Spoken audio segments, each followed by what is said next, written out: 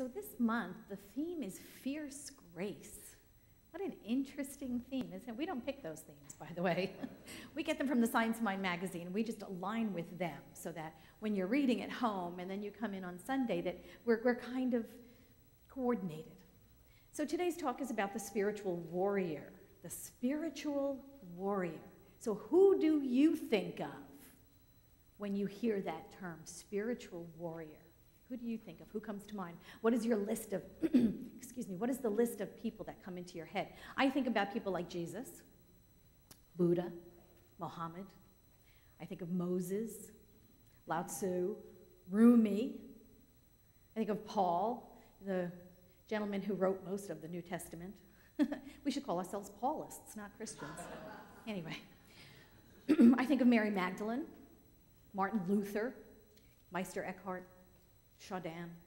You know, maybe a little more contemporary. Does the list go on? I mean, it does for me. There's more contemporary people.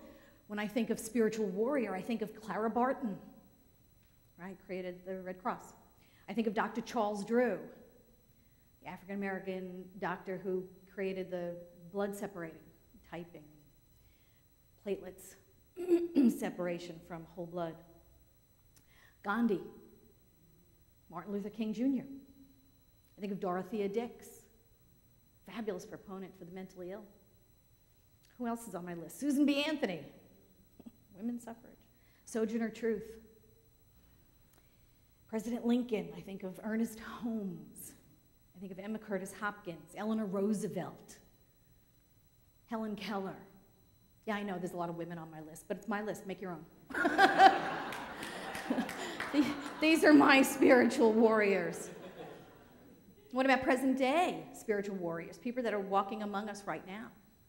Marianne Williamson, Don Miguel Ruiz, Elizabeth Warren, right? Pema Chodron. We have spiritual warriors among us right now. Maybe it's your neighbor. Maybe it's your friend. Maybe it's a boss you once had. There are spiritual warriors all around us. Buddhism describes the spiritual warrior like this: one who has the courage to know oneself and who faces his or her own fear. Well, that's a tall order.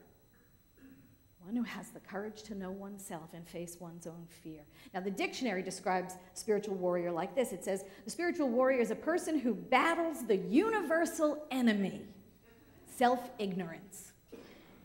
The universal enemy, self-ignorance, the ultimate source of suffering, according to Dharmic philosophies.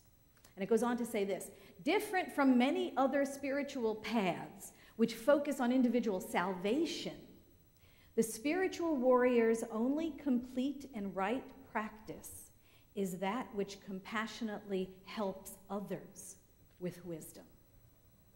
This is the Bodhisattva ideal, the Buddha in waiting.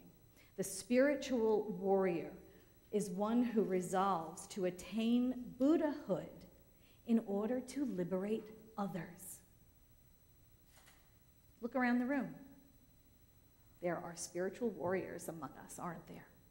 There are spiritual warriors right here in this room. It's a noble, noble calling to take on the mantle of spiritual warrior. It leads us to examine everything in our lives, to question every thought that we think. Is this true? Is this my thought? Or is this something I just inherited from a parent or a grandparent or a boss or a culture? It asks us to examine and question everything, to experiment with the principles and to see if they are indeed truth in our life. Ernest Holmes, when he developed this philosophy of ours, he created really a new pathway for the spiritual warrior. And so those of us that are practicing this philosophy, that's what we have said yes to. We have said yes to awaken. We've said yes to question. Oh, that looks so pretty. I just totally lost track. We have said yes to awakening to our lives, to question everything in our lives, to test the spiritual principles in our lives, to test them, to try them, to prove to ourselves that they work. That's what we have said yes to. Not just to talk about the principles, but to put them to work in our lives, to test them, to try them, to prove the principles in practice. That's what we're here to do. We are here to prove the principles. So we have said yes to be that. We have said yes to being spiritual warriors, and perhaps we are the spiritual warriors in people's lives around us. Maybe some people look at you and think of you as the spiritual warrior for them, because that's what you've said yes to. You have said yes to awaken, to question, to test, to try, to prove these principles, and in doing so, you become a light for others. You become a light for others, and you change other people's lives. Jason Gaddis has a blog. It's a really neat blog. When I get the name of it, I'll let you know. But he has a blog, and he defines the modern spiritual warriors this. He says, the modern day spiritual warriors, first and foremost, a student of his or her own direct experience. And that's why this teaching is so fabulous, because we don't tell you how religion is supposed to show up for you. It's about your own direct experience of the divine. So he goes on to say this. First and foremost, we are a student of his or her own direct experience. He is committed to being himself completely, and his life journey is about coming home to who he really is. He is always learning, always growing. His courage gives him the power to choose to face what is so directly and head on. He turns toward the darkness in order to transmute it. He learns to train the mind and serve the heart. I want you to really hear that. Spiritual warrior is here to train the mind and serve the heart. Isn't that beautiful? It's beautiful. And I think that's what we're all about. And I think that's what this teaching is about. And I think he said it much more beautifully and succinctly than I do. Train the mind and serve the heart. You could just say that is what our teaching is. That's what we do here. That is the eternal focus, is it not? Know thyself. How many times have we heard that? How long have we heard it? It's been around forever. Know thyself. Lao Tzu said it. Know thyself. He said, he who knows others is wise. He who knows himself is enlightened. The oracle at Delphi, it was carved into the arch over the doorway. Know thyself. It wasn't in English, it was in Greek, but whatever. Shakespeare took it one step further, right? When he had Polonius tell his son Laertes, he said, to thine own self be true, and it must follow as the night the day. Thou canst not then be false to any man. Took it one step further. Now, maybe Polonius didn't have this high ideal that we had when he said it. He was really talking to his son about not lending money to people and being really a good steward in business and stuff. But we know the underlying truth of that. That's a bigger statement than just, be careful who you go into business with. It's about knowing ourselves. It's about being true to who we are and to be authentic into the world. And when we greet others, to know that they are also spirit informed. So if we know ourselves, if we're true to ourselves, it follows, then we must be that authentic self in the world. That's the job of the spiritual warrior. That's what we do. We stand for something. We know the truth as well as we can understand it at that moment in time. We have to stand in the truth. And see, that's the challenging part. We know truth to the extent that we have evolved at that point in time. We can only know truth to the point at which we have been evolved. And we can demonstrate it from that point. But then when we change, when we evolve, when we grow, our understanding of that truth will grow along with us. Truth never changes, but our understanding of it expands as we evolve. As we evolve, it changes from age to age. What you thought was true when you were 6 is not what you thought truth was when you were 20, which may not be what you think truth is now. As we continue on this spiritual path, our understanding of truth enlarges and expands and evolves as we do. We understand truth as we know it right here, right now, in this point in time. And it will change as we change. Not the truth, our understanding of it. and our embodiment of it and our demonstration of it. This is why when we read the Bible, sometimes we can go, wait a minute, there's two quotes and they seem absolutely opposed to each other, right? Don't you read passages and you go, this seems like it contradicts that? Of course it does, because as the understanding grew and evolved, the understanding of truth changed. The understanding of truth evolved. Sometimes even in the Science of Mind textbook, we go, wait a minute, he said this, but then he says this. You know, he says, tell everybody your dreams and aspirations so you can get group agreement. Don't tell anybody your dreams or aspirations because they'll crap on them, you know? He didn't use that word, but you know what I mean. You understand, as his understanding of truth evolved, then the demonstration of it evolves. And that's the way we are. We evolve in our understanding of what is true for us. Truth is eternal. Our understanding of it, our demonstrating it, our putting it into practice will change as we grow, as we change. You know, it's funny, when I was preparing for this talk, one of the things I did is I went back over a couple of books that I had read in the past and I reread them so that I could just kind of like get a greater feel for the spiritual warrior. And one of the books that I reread was Sun Tzu's The Art of War. Has anybody read that? You know, it's been around, well, when it first came, no, wait, scratch that. When it first came out, it was 500 BC. I really didn't read it then. I'm old, but I'm not that old. When it first became popular, I should say, maybe back in the 80s when the American translation became really popular and everybody was reading it, I had no desire to read it at that time because from everything I was hearing about it, it was a treatise on, you know, how to crush competition, you know, how to crush your competitor in business. All the suits, you know, were out there memorizing all the lines from The Art of War so that they could demolish their enemy in business and crush him. And I was like, ew, not really what I want to read. So it took me kind of, you know, a while. It took me a couple of years anyway after it was out and circulating. And I think really more when the fad of the book went away is really when I picked it up and I started reading it. And really what I got from it was a know yourself book. I read The Art of War very much like the Bhagavad Gita. It was about knowing yourself and being that in the world. In chapter 3, Attack by Stratagem, Sun Tzu says this: if you know the enemy and you know yourself, you will not fear the result of 100 battles. If you know yourself but not the enemy, for every victory gained, you will suffer a defeat. And if you know neither the enemy nor yourself, you will succumb in every battle. So it's another way of saying, know thyself. It is another way of saying that very thing, because who is the enemy? Who is the enemy? You go back to the teaching. The eternal enemy is our own self-ignorance. That's who the enemy is. That's the eternal enemy, right? Our own self-ignorance. And we are always sabotaged by doubt and fear and confusion. Whenever we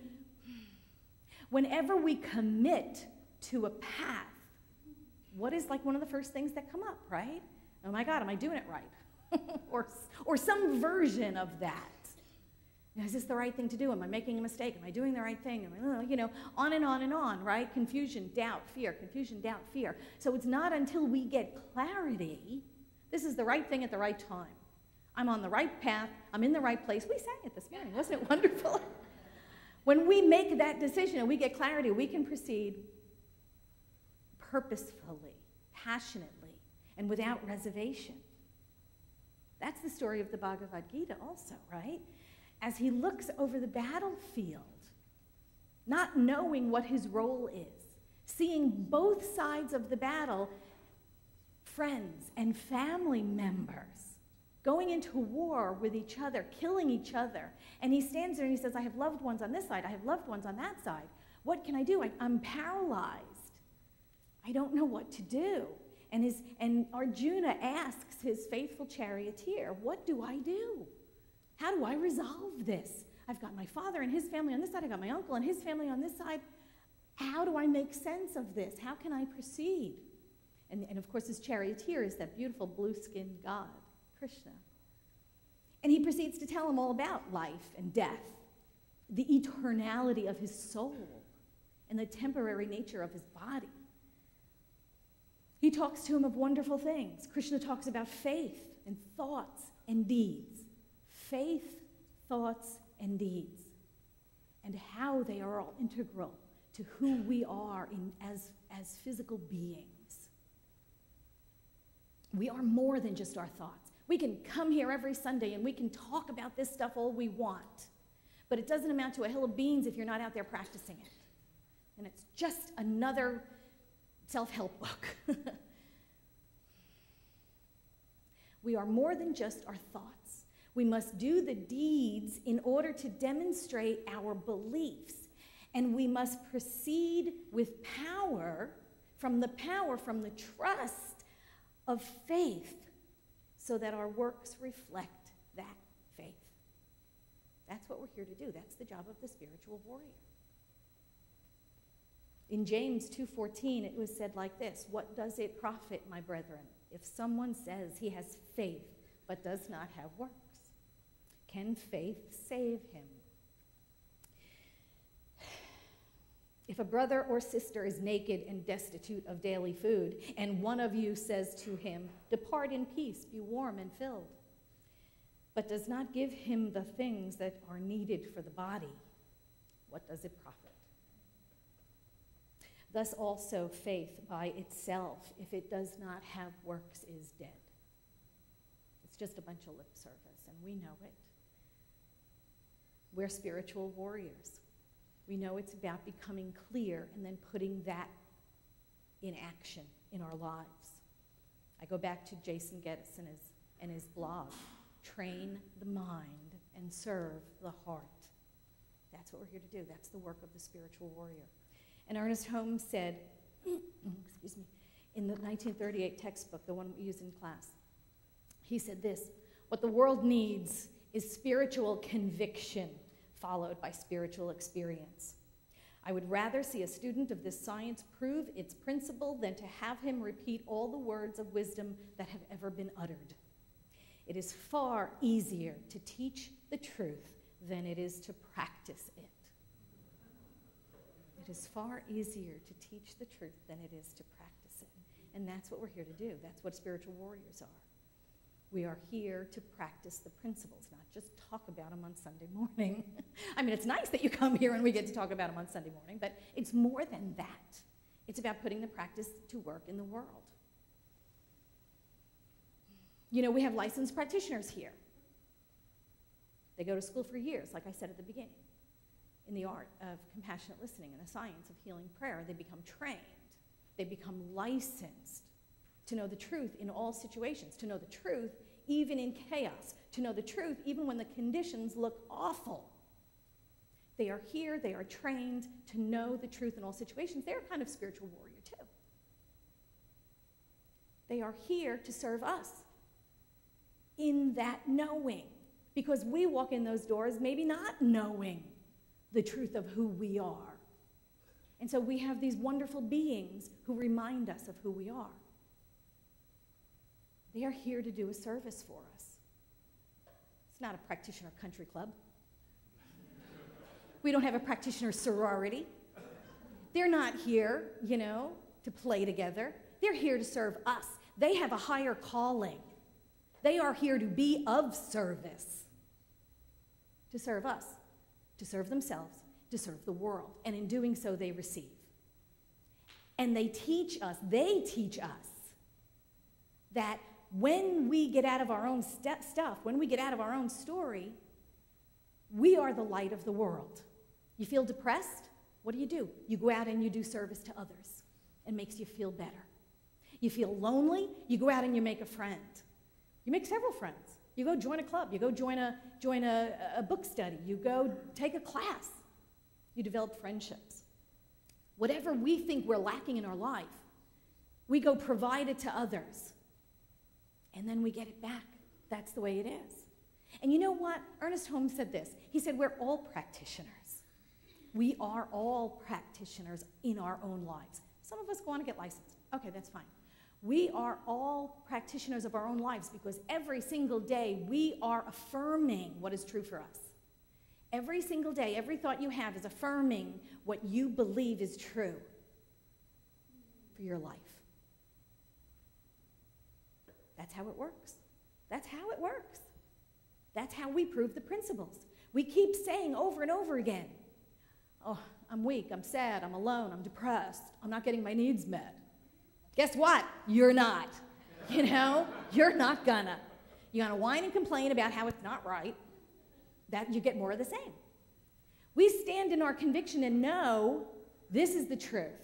I am healthy, I am whole, I am complete, I am strong in body and mind. And the universe says yes too.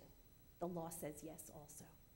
We prove the principles in our own lives every single day, out of every single thing that comes out of our mouths. We prove that they work, and that they work all the time, every single time, the same way.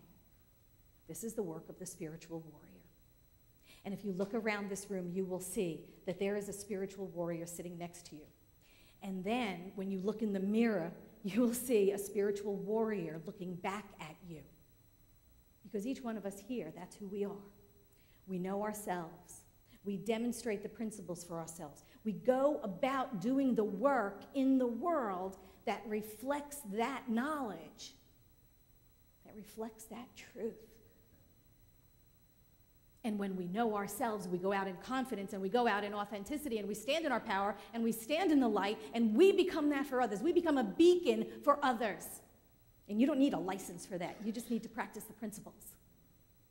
You become a light for others in the world, and you ease someone else's burden just by being who you are, just by shining your light and being your authentic self.